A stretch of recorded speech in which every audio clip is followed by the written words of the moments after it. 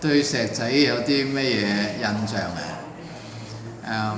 我以前唔係好識石仔，我識佢，不過認識唔係好深嘅，見過好多次㗎啦，聽過佢嘅故事同埋佢啲事蹟咧。咁咧就今次睇佢嘅書咧，我就覺得咧，好似大家近咗好多啦。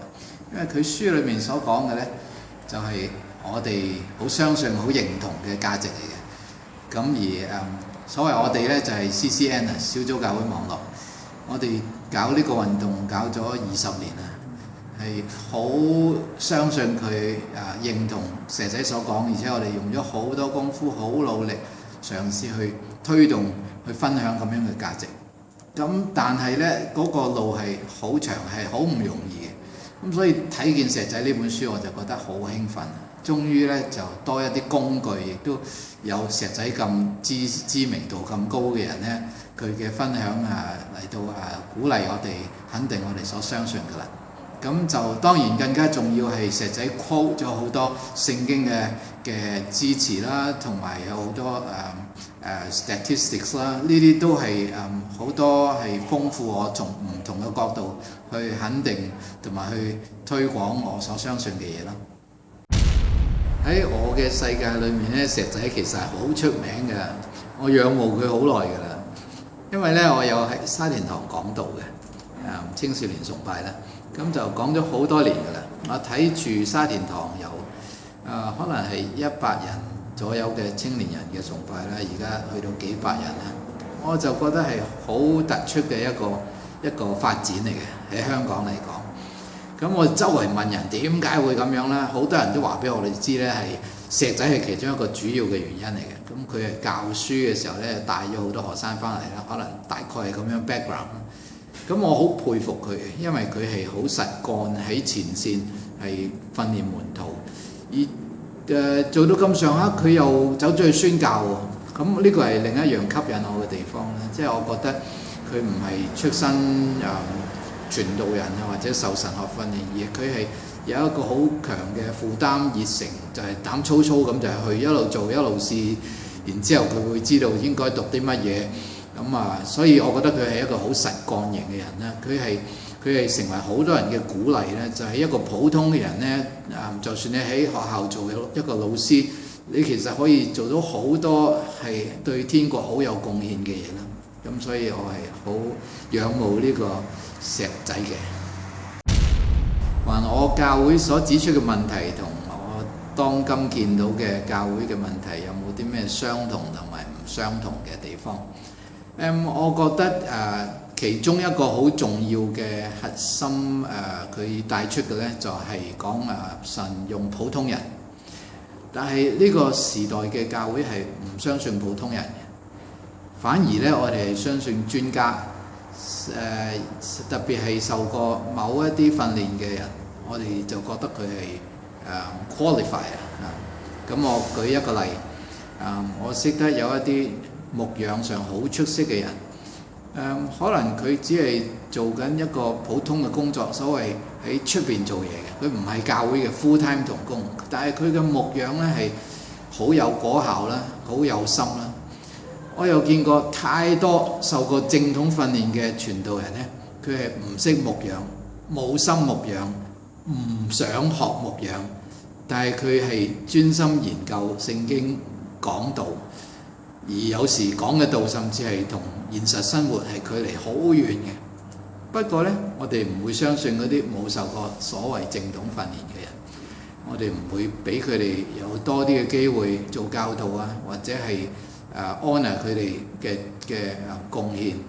咁我覺得呢一個咧係一種嘅傳統上嘅迷信啦，對神學教育嘅迷信啦，亦都扼殺咗好多有心有恩賜有實幹經驗嘅牧養嘅弟兄姊妹嘅才華啦。咁呢個咧係一個好大嘅糟蹋，亦都係擺咗好多唔適合嘅人咧擺喺牧養嘅位。而佢哋喺牧養嘅訓練方面咧係好需要係加強啲嘅。咁呢個第一啦。另一個咧就係講教會唔係 building，唔係建築物。我相信呢個觀念咧對香港教會特別有意義啊，因為香港有好多教徒，好多返教會嘅人，但係教會聚會以外咧，佢哋係非常之唔活躍嘅。佢哋有一個 hidden 嘅隱藏嘅觀念咧，佢哋係覺得佢係普通人嚟嘅，佢嘅服侍咧都係喺教會聚會裏面，或者同教會嘅活動有關嘅嘢。咁佢哋睇唔到一個好重要、更加正確嘅觀念，就係我哋就係教會。所以如果我哋係教會咧，我返工咧就係教會返工，我返屋企咧就係教會喺家庭裏面服侍。我啲仔女咧就係我嘅服侍嘅對象。呢啲每一樣嘢咧，如果我哋好認真咁樣喺嗰度發揮功能咧，我哋咧就有好大嘅影響力啦。另一樣咧就係香港啲地價咁貴，早一年都聽唔少有類似嘅咁嘅個案咧，有啲教會係為咗籌款咧，帶嚟好大嘅經濟壓力咧，甚至有一啲反效果嘅。咁我覺得喺香港地價咁脫離現實嘅情況底下，將咁多資源擺喺個 building 嗰度，而大部分呢啲 building just for 係用嚟做宗教用途，週末先至有用嘅，呢個係好大嘅浪費，唔符合經濟效益。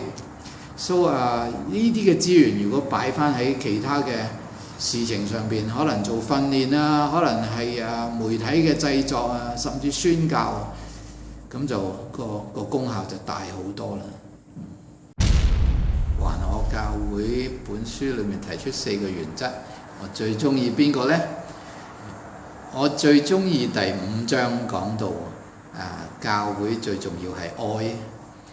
其實不嬲聖經都係咁講噶啦，我哋不嬲都以為自己係咁做噶啦，但係呢，我哋實在嗰個 practice 呢就唔係咁樣嘅。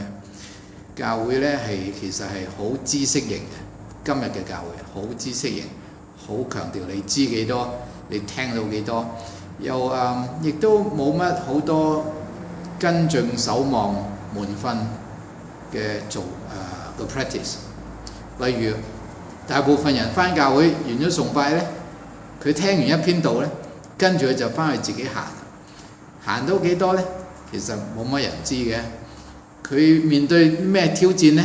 亦都冇乜人會有空間或者係有嗰個習慣會跟進嘅。下個禮拜又返嚟啦，可能團契要留心個週會啊，參與個週會啊，咁又係另一個訊息啊。